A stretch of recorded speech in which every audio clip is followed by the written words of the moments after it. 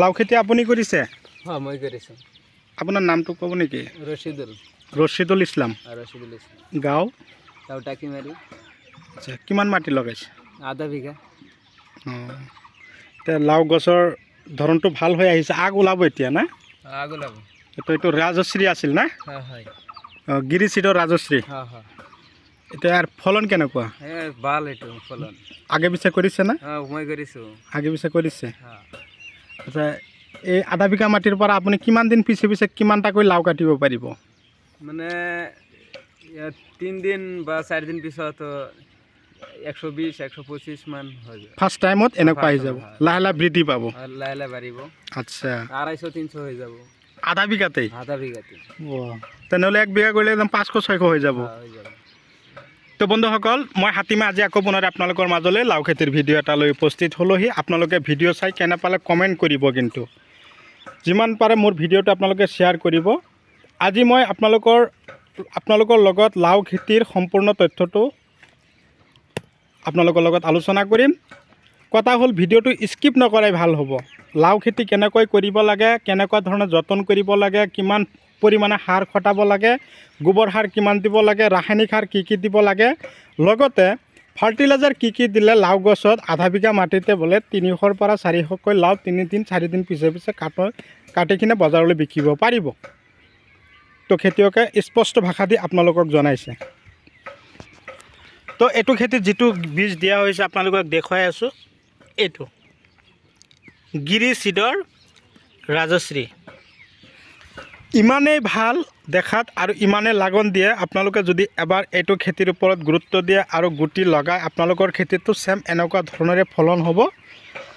আৰু first time যিবিলাক গছৰ পৰা ব্ৰাঞ্চ ওলাব, সেই ব্ৰাঞ্চ গুৰিত থকা যিবিলাক আছে সেইবিলাক আপোনালোকে কাটিব লাগিব। এয়া চাওক কিমান ওলাইছে, এইবিলাক ব্ৰাঞ্চ। এইবিলাক সৰু থাকোঁতে এইবিলাক কিন্তু কাটি দিব লাগিব। মেইন আগটো চাঙত উঠাই দিব।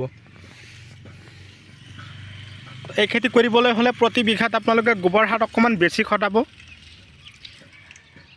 1 গাড়ী গোবৰ দি দিব।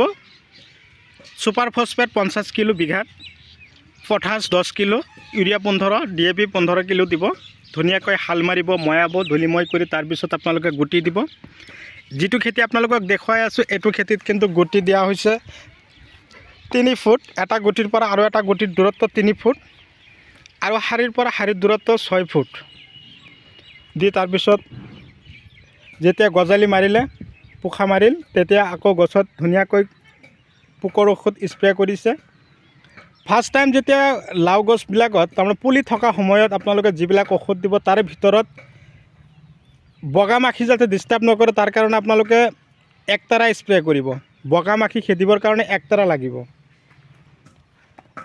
তাৰ লগতে উলট পালট কৰি থাকিব। এদিন যদি আপোনালোকে 1 তাৰা দিছে, তাৰপিছত আপোনালোকে ছেকেণ্ড টাইম আপোনালোকে ইক্কা দিব। এতিয়া গছৰ ধৰণ যেতিয়া এনেকুৱা হ'ব, মোটামুটি এই মুহূৰ্তত আপোনালোকে দাহাত আৰু ডাষ্টাৰ স্প্ৰে কৰিব।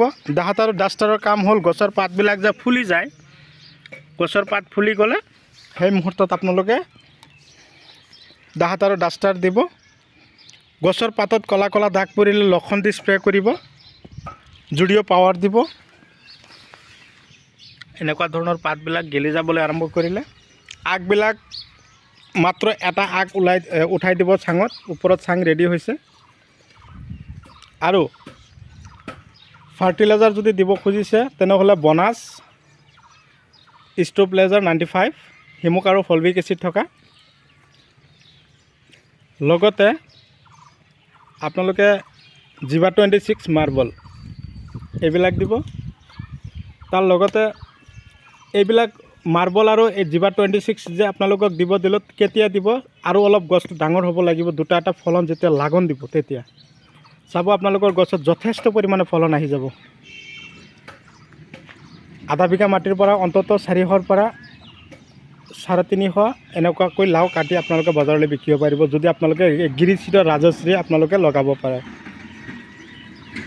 তো বন্ধুসকল, আপোনালোকৰ যদি এনেকুৱা ধৰণৰ প্ৰয়োজন হৈছে ফাৰ্টিলাইজাৰৰ প্ৰয়োজন হৈছে যোগাযোগ কৰিব 7002163162 এইটো নাম্বাৰত।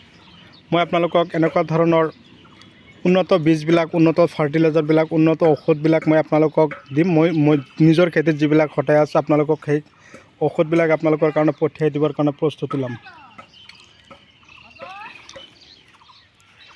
তো মাটি যদি বেছি শুকাই যায় তেনেহ'লে আপোনালোকে খেতিত জলসিঞ্চন কৰিব।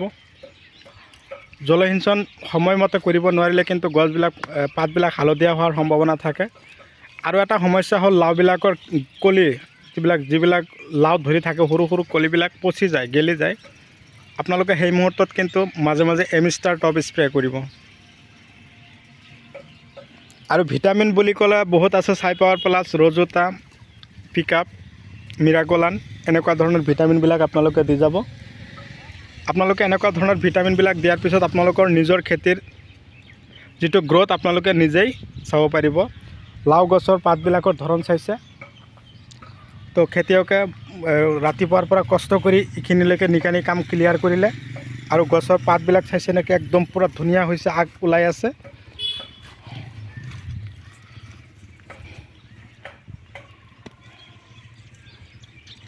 তো বন্ধুসকল, মই আজি এইখিনিতে সমাপ্ত মাৰিছোঁ। পৰৱৰ্তী ভিডিঅ'ত পুনৰাই আপোনালোকক লগ পোৱাৰ আশাৰে ধন্যবাদ।